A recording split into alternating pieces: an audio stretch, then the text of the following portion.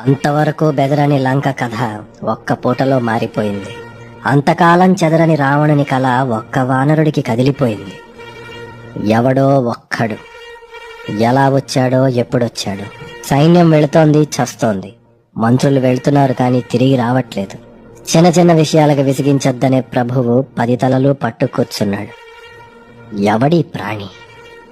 ఇక తప్పకతని కొడుకుల్లో బ్రహ్మాస్త్రము వంటి ఇంద్రజిత్తుని పంపాడు. చంపకు, పట్టితే వాణ్ణొక్కసారి చూడాలన్నాడు. మేఘనాథుడు కదిలాడు. ఒక్కో కక్ష దాటి అశోకవనం వైపు వెళుతున్నాడు. దగ్గర పడే కొద్దీ అలజడి పెరుగుతోంది. అదిగో అసురుల ఆర్తులు వినిపిస్తున్నాయి. పిడికిట ధనస్సు గట్టిగా పట్టి ఆఖరి ద్వారం దాటాడు. పిచ్చెక్కిన పిశాచాల్లా అటు ఇటు చిందర వందర పరుగులు. ఎక్కడికక్కడ జుగుప్స కలిగే మాంసపు ముద్దల జిగురులు. ఫల్గుణ శుక్ల అమావాస్య.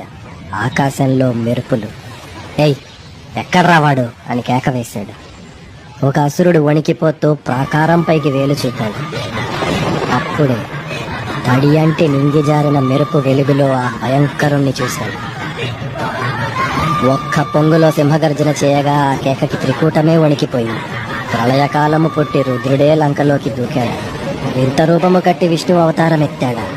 ఆ ప్రాణి ఏదో జపం చేస్తోందే. ఏంటది? ఆకాశంలోకి అంతర్ధానమైన మేఘనాథుడు అప్పుడు విన్నాడు. జయత్యతి బలో రామో లక్ష్మణశ్చ మహాబల రాజా జయతి సుగ్రీవో రాఘవేణాభిపాలిత దాసోహం కౌసలేంద్రస్య రామస్య క్లిష్టకర్మణ హనుమాన్ శత్రు సైన్యానాం నిహంత మారుతాత్మజ. ఒక్క క్షణం మూకల్ని బాధేసి వనాలని కూల్చేసి నాశనం చేస్తోంది.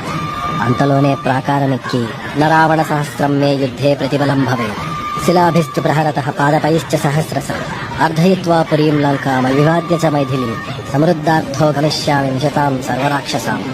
రాముడి దూతట లక్ష్మణుడికి జయము, సుగ్రీవుని దూతట సీతమ్మకు అభయము.